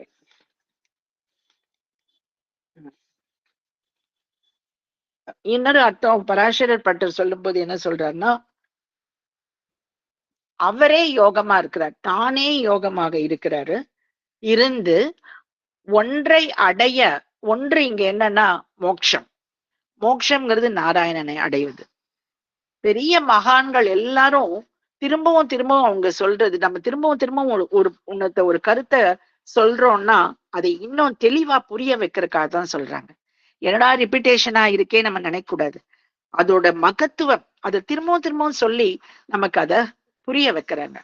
மோட்சம் அடைவதுதான் ஒரு பெரிய ஒரு மேலான கதிங்கிறது முதல்லயே சொல்லிட்டாரு. ஆனா திரும்பவும் இங்க வரும்போது யோகங்கிறது மோட்சத்தை அளிப்பவர்ங்கிறது சொல்லியிருக்காரு. தன்னை அடைந்தவர்களுக்கு மோட்சத்தை, ஒரே சாதனம் அவர்தான். அவரை அடைஞ்சோம்னா நமக்கு மோட்சம்ங்கிறது கிடைக்கும். ஒரே சாதனமாக இருப்பவர் அப்படிங்கிறது தான் இங்க அவர் சொல்லியிருக்கிறாரு. பராசர பட்டரும் அதே தான் சொல்றார். நாராயணன் ஒருவரே சாதனமாக இருக்கிறார், மோட்சத்திற்கான வழியாக இருப்பவர் நாராயணன் அப்படிங்கிறார். இதுக்குதான் ஒரு சின்ன கதை பார்த்தோம்னா, கோகுலத்துல அதாவது ஆயர்பாடியில ததிபாண்டன்னு ஒருத்தர் இருந்தாரு. தயிர் வியாபாரம் செஞ்சு வந்தாரு. அவரு தயிர் பானையை கொண்டு போயிட்டு வரும்பொழுதெல்லாம் இவரு கிருஷ்ணர் என்ன பண்ணுவாரு, எப்படியாவது அந்த தயிரை சாப்பிடணும்னு சொல்லிட்டு அவர் வீட்டுக்குள்ள போயிடுவாரு. ஏதோ ஒரு அவர் செய்யற சின்ன லீலைகள் இருக்கும் இல்லையா கிருஷ்ணர், அந்த மாதிரி பானையை உடைக்கிறது, இது பண்றது, அந்த மாதிரி. அதனால யசோதாக்கு கோபம் வந்துடும். அதனால அவளை கிருஷ்ணரை தேடி திரும்ப நம்ம அவரை தேடி உரல்ல கட்டி வைக்கணும்னு சொல்லிட்டு ஓடி ஒவ்வொரு இடமா போய் தேடிட்டு இருப்பா. அந்த சமயத்துல இவர் என்ன பண்ணுவார், வியாபாரம் செஞ்சுட்டு வந்திருப்பாரு. இவரோட வீட்டுக்குள்ளேயே உள்ள நுழைஞ்சு ஒளிஞ்சிட்டு இருப்பாரு கிருஷ்ணர். யசோதா கேட்பாங்க, இங்க கிருஷ்ணர் வந்தாரா அப்படின்னு. ததிபாண்டவர் சொல்வார், இல்லையே இங்க வரலையே அப்படின்னு சொல்லிடுவார். கிருஷ்ணர் மேல இருக்கிற பக்தி, அவர் என்னதான் விளையாடினாலும் என்னதான் லீலைகள் புரிஞ்சாலும் அந்த ஒரு பக்தியானது அந்த குட்டி கிருஷ்ணர் மேல இருக்கு. அதனால அவர் என்ன சொல்வாரு, இங்க வரல அப்படின்னு, நான் பார்க்கல, இங்க வரலங்க மாதிரி சொல்லுவார். யசோதா அம்மாவும் போயிடுவாங்க. அதுக்கப்புறமா இவர் கிருஷ்ணர் ஒரு பானைக்குள்ள போய் ஒளிஞ்சு இருப்பார். அதை எடுத்து அந்த மூடியை எப்படி கழட்டி கிருஷ்ணர் வெளில வருவார். வந்ததுக்கு அப்புறம் ததிபாண்டவர்கிட்ட கேட்பாரு, நீ என்ன யசோதா வந்த போது இப்படி சொல்லி என்ன நீ காப்பாத்துனல்ல, அதனால உனக்கு என்ன வேணும்னு சொல்லி நான் உனக்கு தரேன், அருள் புரியறேன் அப்படிம்பாரு. உடனே ததிபாண்டன் சொல்வாரு, எல்லாருக்கும் எனக்கும் நீ மோட்சம் கொடுக்கணும், இந்த பானைக்கும் நீ மோட்சம் கொடுக்கணும். இந்த பானைக்குள்ள நீ ஒளிஞ்சிருந்தல்ல, அதனால அதுக்கும் அசையும் அசையா பொருட்கள் அனைத்திற்கும் நாயகன் ஸ்ரீமன் நாராயணன். அதனால அவர் என்ன சொல்றாரு, எனக்கும் கொடு மோட்சம், இந்த பானைக்கும் கொடு அப்படின்னு கேக்குறாரு. உடனே அவரு கொடுக்கிறாரு. அந்த பானையும் ததிபாண்டவனும் மோட்சம் அடையிறாங்க இறுதியில. அப்போ ஊர் பெரியவங்க கிட்ட போய் மக்கள் கேக்குறாங்க. யார்கிட்ட கேக்குறாங்க, கர்காச்சாரியார்கிட்ட கேக்குறாங்க, எப்படி இந்த பானைக்கு போய் மோட்சம் கொடுத்தாரு, பானைக்கு என்ன பக்தி இருக்கா, இல்லையே, அப்படி இருக்கும்போது அதுக்கு எதுக்கு மோட்சம் கொடுத்தாங்க அப்படின்னு சொல்லி கேக்குறாங்க. அதுக்கு அந்த கர்காச்சாரியார் சொல்றாரு, பக்தி யோகம்ங்கிறது ஒரு வழி. பக்தி மூலமா நம்ம அடையலாம். மோட்சம் அடைவதற்கு சாதனம்ங்கிறது பாத்தீங்கன்னா ஒண்ணுமே கிடையாது. அவனை அண்டுனா போதும், அவன் கூட இருந்தா போதும், அவனோட சரணாகதி அடைஞ்சாலே போதும். அப்போ இங்க வந்து ததி பாண்டவன் கேட்டது தானும் தன்னோட பானை. பானைங்கிறது என்ன, அங்க வெறும் ஒரு வஸ்து, ஒரு பொருள் தான். ஆனா அதுக்கும் அவர் கொடுத்தாரு. காரணம் என்னன்னா, அதுக்கு சாதனமாக அவரே இருந்து மோட்சத்தை கொடுத்தார். சோ தன்னை அண்டியவர்களுக்கும் இவர் போய் அதுகிட்டதான் போய் அவர் இருந்தாரு, அந்த பானைக்குள்ள ஒளிஞ்சிருந்தாரு. அப்ப அந்த பானைக்குமே மோட்சத்தை கொடுத்தாரு. இதுல என்னன்னா, அவ்வளவு கருணை வடிவமானவர். தனக்கும் தன்னை வழிபடுபவர்களுக்கும் தன்னை அண்டியவர்களுக்கும் மோட்சத்தை அருள் புரிபவர். அதனால அவருக்கு மோட்சத்தை தானே சாதனமாக இருந்து அந்த பானைக்கும் மோட்சத்தை கொடுத்தார். பக்தி மூலமா நம்ம வந்து மோட்சம் அடையலாம். ஆனா இந்த இடத்துல அது ஒரு அசையாத பொருளாக இருந்தாலும் அதைக்கும், அந்த ஒரு பானைக்கும் அவர் ஸ்ரீமன் நாராயணன் ஒரு சாதனம், அதுக்குமே ஒரு மோட்சத்தை கொடுத்தாரு அப்படிங்கிறது தான் இந்த இடத்துல பொருளாக இருக்கு. தானே சாதனமாக இருந்து மோட்சத்தை அளித்தார் அப்படிங்கிறது இந்த யோகங்கிறதுக்கு அர்த்தம். நாமும் யோகாய நமக அப்படின்னு நம்ம சொல்லி வந்தோம்னா நமக்கும் மோட்சத்தை, தன்னை அண்டியவர்களுக்கு மோட்சத்தை அளிப்பார் அப்படிங்கிறது தான் இந்த யோகங்கிறது. அடுத்து அதுல பார்த்தோம்னா யோக விதாம் நேதா. யோக விதாம் நேதாங்கிறது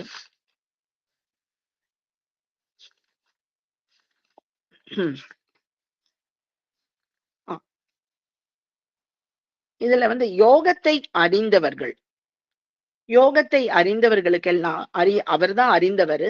அவர் நடத்தி செல்வர். நேதானா நடத்தி செல்வர், தலைவராக இருப்பவர். இதுல யோகம் விதந்தி விசாரயந்தி ஜானந்தி லபந்தே இதி வா யோக விதக. யோக விதக இதுல என்னன்னா, யோகத்தை பற்றி அவருக்கு தெரியும், அறிந்தவர். விதந்தி அறிந்தவர். அவர்தான் என்னன்னா இந்த யோகத்தோட யோகம்ங்கிறது பத்தி என்னன்னா, அதை பற்றி தெரிந்து அதை நல்ல முறையில வழிநடத்தி செல்பவர். யோக விதாம் நேதா. நேதாங்கிறது இந்த இடத்துல ஹெட், தலைவர். அவர்தான் கைடு பண்றது. He is the one who guides us and leads. எல்லாரையும் அவர்தான் லீடராக இருக்கிறார். கைட் பண்றதும் அவர்தான். எல்லாருக்கும் என்ன, எதுல அவர் உதவியா இருக்கிறார், என்ன எதற்காக, இதோட பர்பஸ் எப்படி அவர் வந்து கைட் பண்றாரு, எப்படி லீட் பண்றாரு, தலைவராக இருக்கிறார் அப்படின்னு பார்த்தா, அவர் நம்மளை பாதுகாத்து ஒரு ஷீல்டு மாதிரி நமக்கு ப்ரொடெக்ஷன் கொடுத்து நம்ம எல்லாரையும், பக்தர்களை, டிவோட்டிஸ் எல்லாரையும் ஒரு நல்ல வழியில் கொண்டு செலுத்துகிறார் அப்படிங்கிறது தான் இந்த இடத்துல யோக விதாம் நேதா. யோகத்தை அறிந்தவர். அது யோகம்ங்கிறது இங்க என்னன்னா, நம்ம ஏற்கனவே முதல்ல பார்த்தோம், எல்லா இந்திரியங்களையும் அடக்கி ஒன்றாகவே பாவிப்பது. அப்படி செய்ய அந்த ஒரு தன்மை, அதுக்கு உரியவர் யோக. யோகத்தை பற்றி நன்கு அறிந்தவர் விதாம், யோக விதாம். நேதாங்கிறது வந்து வழி நடத்துபவர், தலைவராக இருந்து செலுத்துபவர் அப்படிங்கிறது தான் இங்க யோக விதாம் நேதா அப்படிங்கிறது. இதுக்கு வந்து நம்ம பார்க்கும் பொழுது யோக விதாம் நேதானா மோட்சத்திற்கு வந்து வழிகாட்டும் தலைவர் அப்படிங்கிறார் பராசர பட்டர் சொல்லும்போது. மோட்சத்திற்கு வழிகாட்டும் தலைவர் அப்படிங்கிற இதுக்கு ஒரு சின்ன ஒரு கதை. ஏழிசை எம்பிரான்கிறவர் திருநாராயணபுரத்துல மேல்கோட்டையில திருமாலுக்கு பாட்டு பாடியும், திருமால் அவர் பாடுனா திருமால் ஸ்ரீமன் நாராயணன் நடனம் ஆடுவாராம். அவ்வளவு ஒரு, அவருக்கு பேரே ஏழிசை எம்பிரான். அவர் அந்த அளவுக்கு அவருடைய பாடலுக்கு ஸ்ரீமன் நாராயணனே இறங்கி வந்து நடனம் ஆடுவார். அப்பேற்பட்ட இசை வல்லுனர். அவர் வந்து ராமானுஜரை பத்தி கேள்விப்பட்டாரு. ராமானுஜர் மேல அவ்வளவு ஒரு அவருக்கு மதிக்கவே இல்லை ராமானுஜர். அவர் ஒருத்தர் ஒரு மகான் அப்படிங்கிற ஒரு பக்தி ஒரு மரியாதை கூட கிடையாது. அவரு சரி பார்க்கலாம், அவரை வந்தா பாத்துக்கலாம் அப்படின்னு இருந்தாரு. ராமானுஜர் அந்த சீடர்களோட அந்த இடத்துக்கும் வராரு. அவர் தான் அங்க நாராயணபுரத்துல பெருமாளை பிரதிஷ்டை பண்ணி எல்லாமே அங்க வழிபடுபவர். ராமானுஜர் முதல்ல அங்க இருந்திருக்கிறார். வழிபட்டு கொண்டிருந்த சமயத்துல இந்த ஏழிசை எம்பிரான் என்ன சொல்றாரு, அவருக்கு வந்து ராமானுஜரை மதிக்காம இருக்காரு, சீடர்களையும் யாரையும் மதிக்கல. ராமானுஜன் யாரோட மதிப்பையும் அவர் எதிரே பார்க்க மாட்டார். அவர் பகவான் நாராயணன் ஒருத்தர் தான், இந்த ரெண்டு தான் விசிஷ்டாத்வைதம், பகவான் நான் அப்படிங்கிற ஒரு தத்துவத்துலதான் அவர். அப்படி இருக்கிற அவர் கிட்ட அவரோட சீடர்களை கண்டாலும் இந்த ஏழிசை எம்பிரானுக்கு பிடிக்கல. அப்போ ஆனாலும் அவங்க ஒரு நாள் சந்திக்கும் பொழுது கேக்குறாரு இந்த ஏழிசை எம்பிரான் சீடர்களை பார்த்து, எனக்கு ஒரு சந்தேகம், ராமானுஜருக்கு மோட்சம் உண்டா அப்படின்னு கேக்குறாரு. அப்போ ராமானுஜருக்கு இல்லையா அப்படின்னு எல்லாரும் ஒரு சீடர்களையே ஒரு கேள்வி கேட்டு ஒரு திடுக்கிட செய்யறாரு. அப்ப அவங்க என்ன சொல்றாங்கன்னா, சீடர்கள்ல அவரு சொல்றாரு, சீடர்கள்ல ஒருத்தர் சொல்றாரு, ராமானுஜருக்கு மோட்சம் உண்டு, பகவான் கிட்டயே நான் கேட்டிருக்கேன், ராமானுஜருக்கு உண்டு மோட்சம், அவரை அண்டியவர்களுக்கும் மோட்சம் உண்டு அப்படின்னு பகவான் சொன்னாரு அப்படின்னு சொல்லி ஒரு சீடர் பதில் சொல்றாரு. உடனே இவர் வந்து என்ன சொல்றாரு, ஏழிசை எம்பிரான், அவர் என்ன சொல்லியிருக்கிறார், பகவான் சொல்லியிருக்கிறாராமா, ராமானுஜர் அடியார்களுக்கு மட்டுமே மோட்சம் அப்படி. உடனே இந்த ஏழிசை எம்பிரானுக்கு தோணுச்சு, அப்ப நமக்கு மோட்சம் உண்டா அப்படின்னு ஒரு சந்தேகம். ஏன்னா அப்ப எனக்கு மோட்சம் கிடையாதா? இல்ல அப்படின்னு சொல்லியிருக்காங்க. பகவான் வந்து அவரை அண்டியவர்களுக்கு அவங்களுக்கு மட்டும்தான் மோட்சம் சொல்லியிருக்கிறாரு அப்படின்னு. உடனே இவர் வந்து சரி, உடனே மாறி எம்பிரான் என்ன பண்ணாரு, இந்த ஏழிசை எம்பிரான் என்ன பண்ணாரு, நாராயணனை கும்பிட்டு வழிபட்டு வந்தவர் ராமானுஜரையும் வழிபட்டு அவருடைய சீடராக மாறி, அதனால அவரை அண்டியவர்களுக்கு மோட்சம் உண்டுன்னு பகவான் சொல்லிட்டார் இல்லையா, அஷூரன்ஸ் கொடுத்திருக்கிறார். அதனால அவருடைய சீடராக மாறி அவருக்கும் மோட்சம் பெற்றார் அப்படிங்கிறது ஒரு வரலாறு, ஒரு கதை. அப்ப மோட்சத்திற்கு வழிகாட்டுகின்ற தலைவராக ஸ்ரீமன் நாராயணன் இருக்கிறார் அப்படிங்கிறது தான் இந்த யோக விதாம் நேதா அப்படிங்கிறது. நம்ம எல்லாரும் யோக விதாம் நேதாய நமகன் சொல்லி வந்தா நம் அனைவருக்கும் அவர் தலைவராக இருந்து மோட்சத்திற்கு வழிகாட்டுவார் அப்படிங்கிறதுல எந்தவித மாறுபாடும் இல்லை, கருத்து வேறுபாடு இல்லை.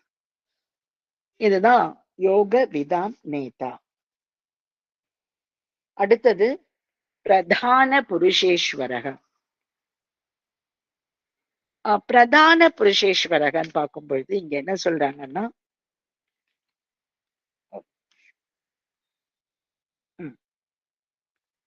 பிரதான அப்படிங்கிறது என்னன்னா பிரகிருதி, இந்த உலகம், இந்த பூலோகம், எல்லா உலகமும் அதுதான். நம்ம அந்த பூலோகத்தை பிரகிருதிங்கிறோம். அதுலதான் மாயை இருக்கு. சோ பிரகிருதிங்கிறது ஒரு வஸ்து, அதாவது உலகம், மேட்டருங்கிறோம், மெட்டீரியல் சொல்றோம். மேட்டருங்கிறது இந்த உலகம், அது பிரகிருதி. வேதாந்தத்தின் படியா பார்த்தோம்னா மாயை, எல்லாமே மாயை தான்.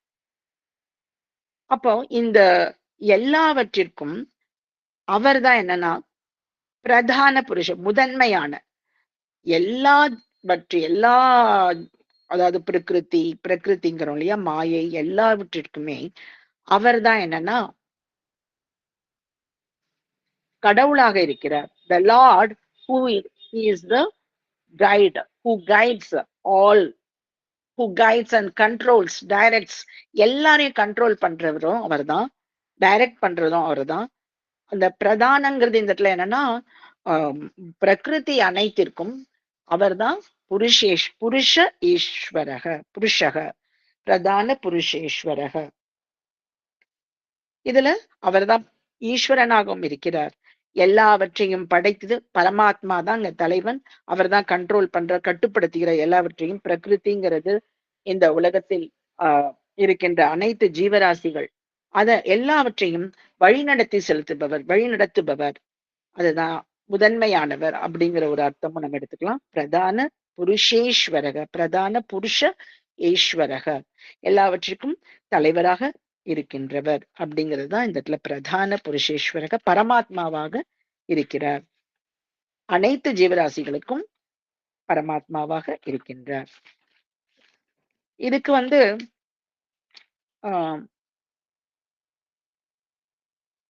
துருவ சரிதம் நம்ம எடுத்துக்கலாம். கதை சொல்லும் பொழுது சொல்றாங்க, துருவனுக்கு என்னன்னா, துருவன் நமக்கு தெரியும் 5 வயசு பாலகனா இருக்கும் பொழுது அவனுக்கு என்னன்னா, அவங்களோட அப்பாவோட மடியில உட்காரணும்னு ரொம்ப ஆசை. உத்தானபாதன் அவரோட அப்பா, அவரோட மடியில உட்காரணும்னு ரொம்ப ஆசை.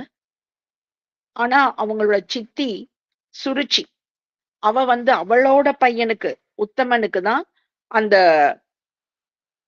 மடி அவருக்கு தான். அதனால உத்தமன் தான் அவங்க மடியில உட்காரணும், துருவனோட மடியில உட்காரணும் அப்படிங்கிற ஒரு இதனால விடவே மாட்டாங்க. துருவன் போய் அவங்க அம்மாட்டையும் போய் கேட்பாங்க. அம்மாவும் சித்தி சொல்றாங்க, என்ன சொல்றாங்களோ அதை கேளு அப்படின்னு. அப்போ சுருச்சி என்ன சொல்லுவாங்க அவங்க சித்தி, நீ போய் நாராயணன் கிட்ட தவம் செய், தவம் செஞ்சு நீ வந்தேன்னா எனக்கு நீ திரும்பவும் நீ மகனா பிறந்தேன்னா அப்ப அவரோட மடியில நீ உட்காரலாம் அப்படின்னு சொல்லிடுவாங்க. இவர் என்ன பண்ணுவார், துருவன் நாராயணனை நோக்கி நாராயணனை நினைச்சு தவம் செஞ்சு அப்போ பகவான் பிரத்யட்சமா அவருக்கு அருள் புரிகிறார். நாராயணனை மடியில உட்கார வைக்கிறதுக்கு அவரே அருள் புரிகிறாரு. அவர் நல்ல தவம் செய்யும் பொழுது எப்படி தவம் செய்யணுங்கிறதையே நாரதர் வழிகாட்டுகிறார். நாரதர் வழிகாட்டி துருவனுக்கு ஞானமாய் பெறுகிறது, ஞானம் கிடைக்கிறது. அதுக்கப்புறம் என்னன்னா அவருக்கு மோட்சமும் அடைந்து அவர் கேட்கிறாரு நாராயணன் கிட்ட, நான் என்னோட அப்பாவோட மடியில உட்காரணும்னு நான் கேட்டேன், ஆனா நான் எல்லா ஜீவராசிகளுக்கும் தந்தையாகிய உன்னோட மடியிலேயே என்னை உட்காருக்கு நீ எனக்கு அருள் புரிஞ்சிருக்க அப்படின்னு சொல்றாரு. நாராயணன் உன்னுடைய ஆசைப்படி உன்னோட நாட்டுக்கே போய் நீ உன்னோட அப்பாவோட மடியில உட்கார்ந்து இந்த உலகங்களை எல்லாத்தையும் நீ ஆட்சி புரிவாயாக, பட்டாபிஷேகம் செய்து கொள் அப்படின்னு அருள் புரிகிறாரு. அப்புறம் அவர் அவருடைய நாட்டுக்கு போய் அங்க பட்டாபிஷேகம் செய்து நாட்டை ஆள்கிறார். இதுதான் துருவனோட சரித்தம். அந்த நாராயணனை நோக்கி தவம் செஞ்சு அதனால ஞானம் அடைந்து அதுக்கப்புறம் அவர் என்ன வேணும்னு கேட்டாரோ அதுவும் கிடைக்க பெற்று அதுக்கும் மேலாக பகவானையும் தரிசனம் செஞ்சு அவருடைய அருளும் கிடைக்க அவரு இருந்தாரு. அந்த மாதிரி ஒரு ஆட்சியும் புரிந்தார் அப்படிங்கிறதுதான் இந்த இடத்துல பிரதான புருஷேஸ்வரக அப்படிங்கிறது. பிரதானங்கிறது என்னன்னா நம்ம சொல்றோம் பிரகிருத்தின்னு சொன்னோம், இந்த உலகத்துல இருக்க ஜீவராசிகள் அனைத்துமே சொல்றோம். அது சேத்தனம் அச்சேதனம்ங்கிறோம். சேத்தனம்ங்கிறது என்னன்னா எல்லா பொருட்கள் எல்லாருமே எல்லா புருஷர்கள் அறிவுள்ள பொருள்ங்கிறாங்க. ஜீவராசிகள் அறிவுள்ள பொருட்கள் எல்லாம் சேதனம். அச்சேதனம்ங்கிறது அறிவற்றது. இந்த சேதனம் அச்சேதனம் ரெண்டுத்துக்குமே தலைவராக இருப்பவர். அதனால பிரதான புருஷேஸ்வரக அப்படின்னு சொல்றோம். மற்ற நாமங்கள் அடுத்த நாமங்களை நம்ம அடுத்த பேரை அடுத்த வகுப்புல பார்ப்போம். இன்னைக்கு பிரதான புருஷேஸ்வரகவோட முடிச்சிருக்கோம். அடுத்த வகுப்புல நாரசிம்ம புஷ் அப்படிங்கிற நாமம் பத்தி நம்ம பார்க்கலாம். ஓம் நமோ நாராயணாய, ஓம் நமோ பகவதே வாசுதேவாய. அனைவருக்கும் நமஸ்காரம், வணக்கம். தேங்க்யூ குருஜி. ஜெய் ஸ்ரீ ராம். ஜெய் ஸ்ரீ. தேங்க்யூ குருஜி. ரொம்ப நல்லா தேங்க்யூ இருந்தது. குருஜி. நல்லா இருந்தது. Thank you Guruji. Thank you ma'am. Thank you ஓம் குருஜி. நமோ ஹரே நாராயணாய. கிருஷ்ணா. தேங்க்யூ குருஜி. ஹரே கிருஷ்ணா ஹரே தேங்க்யூ கிருஷ்ணா. குருஜி. ஹரி ஓம் குருஜி. குருஜி. ஹரி ஓம் நன்றி குருஜி. குருஜி. ஹரி ஓம் நாராயணா ஸ்ரீமன் ஓம் நாராயணாய. நமோ ஓம் நாராயண. நமோ நாராயணாய. ஜெய் ஸ்ரீராம். தேங்க்யூ சூப்பரா குருஜி. இருந்தது மேம் கிளாஸ். ஹரி ஓம் ஹரி ஓம். சூப்பரா இருக்கு ma'am. Jai Shriram. Thank you ma'am. Guruji thank you. எல்லாரும் லீவ் ஆகுறாங்க குருஜி. நம்ம இன்னும் முடிவு பிரார்த்தனை சொல்லிடலாம். Ending prayer. ஆமா, எண்டிங் பிரேயர். சொல்லுங்க சொல்லுங்க. எண்டிங் பிரேயர் சொன்னதுக்கு அப்புறம் எல்லாரும் லீவ் ஆயிக்கலாம். யாருக்காவது சந்தேகம் இருந்தாலும் எண்டிங் பிரேயர் சொன்னதுக்கு அப்புறம் சந்தேகம் கேட்கலாம். விஸ்வநாதன் சார், எண்டிங் பிரேயர் சொல்லிட்டீங்களா? சொல்லிடுறேன் மேடம். முடிவு பிரார்த்தனை ஸ்லோகம். சர்வ மங்கள மாங்கல்யே சிவே சர்வார்த்த சாதிகே சரண்யே திரியம்பகே தேவி நமோஸ்துதே. அன்யதா சரணம் நாஸ்தி பிரமேத சரணம் மம தஸ்மாத் காருண்யபாவேன லோகாः समस्ताः सुखिनो भवन्तु. लोकाः समस्ताः सुखिनो भवन्तु. लोकाः समस्ताः सुखिनो भवन्तु. ओम शांति शांति शांतिः. श्री गुरुभ्यो नमः. क्षमा प्रार्थना. यदक्षर पद पृष्ठं मात्राहीनं यद्भवेत् तत्सर्वं सम्यगां विश्वनारायण नमोस्तुते. विसर्गबिन्दुमात्राणि पदपादाक्षराणि च न्यूनानि चादित्राणि क्षमस्व पुरुषोत्तमः. सर्वं श्रीकृष्णार्पणमस्तु. ஹரி ஓம். Thank you sir. Thank you all. யாருக்காவது டவுட்ஸ் சந்தேகம் இருந்தா கேட்கலாங்க. தேங்க்யூ குருஜி. ஒரு நிமிஷம்மா, ஒரு நிமிஷம். தேங்க்யூ குருஜி. மேடம் ஒரு நிமிஷங்க, எல்லாரும் மியூட் பண்ணிக்கோங்கம்மா. குருஜி சொன்னதுக்கு அப்புறம், எண்டிங் பிரேயர் சொன்னதுக்கு அப்புறம் எல்லாரும் தேங்க்யூ சொல்லுங்க. நம்ம எல்லாம் நிறைய